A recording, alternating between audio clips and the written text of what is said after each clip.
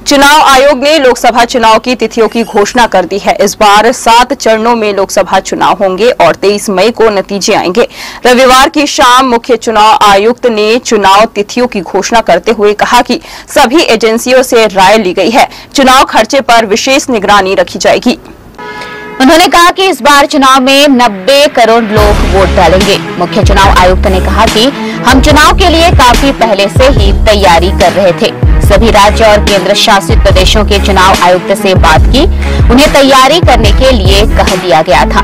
Law and order की situation भी जांची गई थी। जिस तरीके से एक सभा ली गई, अभी आप लोग की एक मीटिंग की गई लोकसभा इलेक्शन को लेके और आचार संहिता जैसी लागू हुई है, हर वर्ग और हर राजनीतिक पार्टी अपने अपने कामों को पूरा कर रही है। और जिस तरीके से आपने खुशबू जी को लेकर अभी कहा कि लोकसभा इलेक्शन पे हम गडकरी हो चाहे नाना पटोले हो, उनके खिलाफ हम सामने खड़े होंगे और हमारा मेन मुद्दा होगा विदर्भ। जिस मुद्दे को लेकर गडकरी सामने आए, उसी मुद्दे को लेकर फिर से आज आप सामने हो, क्या कहना चाहिए? जय विदर्भ, जय बड़ी राजा। ये जो आज हमने सभा रखी थी पूरे पदाधिकारी की, और उसके अंदर में जो हम लोगों ने निर्णय लिया है, ये निर्णय लेने के लिए हम लोग सक्षम नहीं थे, मगर हमने नितिन गडकरी को देखा कि आचार संहिता लगने के बाबत भी उन्होंने विदर्भ अलग करने का मोहित नहीं लिया, तो हमें मजबूर होकर अभी कैंडिडेट को खड़ा करना पड़ा है नितिन गडकरी के खिलाफ में और नाना पटोले के खिलाफ में। जो नाना पटोले विदर्भ को लेकर कहते हैं कि विदर्भ अलग होना चाहिए, किसानों का हक उनको मिलना चाहिए, उन्होंने भंडारे में ना किसानों को हक दिया, न विदर्भ का पॉइंट लेकर विदर्भ को अलग किया। जो नितिन गडकरी 2013 में उन्होंने कहा था कि भाई हम विदर्भ अलग देंगे, मगर विदर्भ अलग ना होने के कारण भी वो चुनकर आने के बावजूद में भी विदर्भ के वोट बैंक तैयार किए उन्होंने, जनताओं से धोखाधड़ी करने के बाद में भी जब जनता ने आवाज़ उठाई तो आज 6 दिन पहले उन्होंने डायरेक्ट 6 दिन बाद उन्होंने डायरेक्ट कहा कि भाई विदर्भ, कोई भी विदर्भ के नाम पर आवाज़ उठाएगा तो उनको मारकर भगा दिया जाएगा। क्या ये उनकी सत्ता है?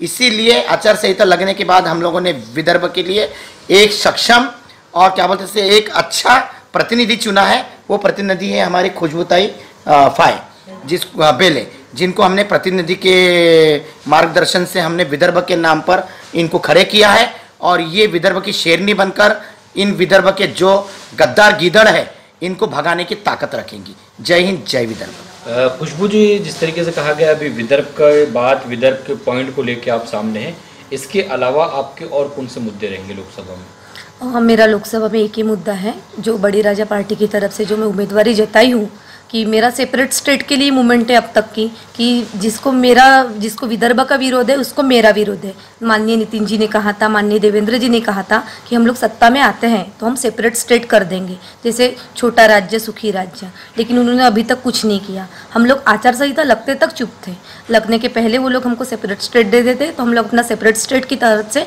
कैंडिडेट जाहिर नहीं करते, लेकिन उन्होंने ऐसा कुछ नहीं किया। इसीलिए मैं अपनी लोकसभा के लिए उम्मीदवारी जताना चाहती हूँ, और शेतकरी बचा तो हमारा देश बचेगा, नहीं किसान बचेगा तो ही देश बचेगा।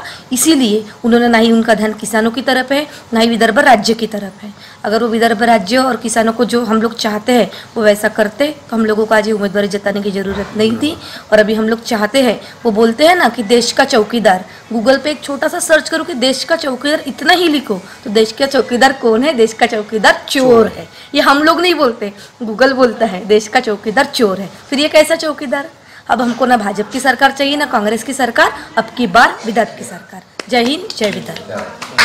सर, आप तो पूरे महाराष्ट्र को रिप्रेजेंट करते हैं बीआरपी पार्टी से, तो ये जो उम्मीदवार की बात हो रही है लोकसभा को लेके, तो ये सिर्फ आपकी पार्टी विदर्भ तक सीमित रहेगी या फिर विदर्भ के बाहर भी महाराष्ट्र राज्य में आपकी प्रत्याशी उतारेगी, या फिर विदर्भ में सिर्फ नागपुर से?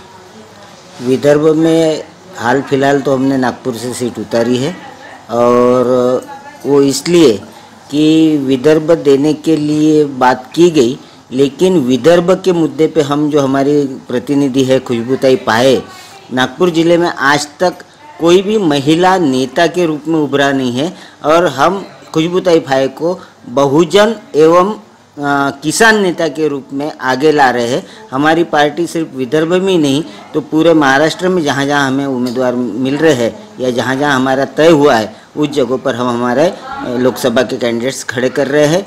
और विदर्भ का मुद्दा ये हमारे लिए सर्वप्रथम है, क्योंकि गए पिछले 4.5 साल में महाराष्ट्र में 11,995 किसानों ने आत्महत्या की है। सिर्फ सरकार बदली है लेकिन नीति बदली नहीं, ना ही किसानों की आत्महत्या थमी है।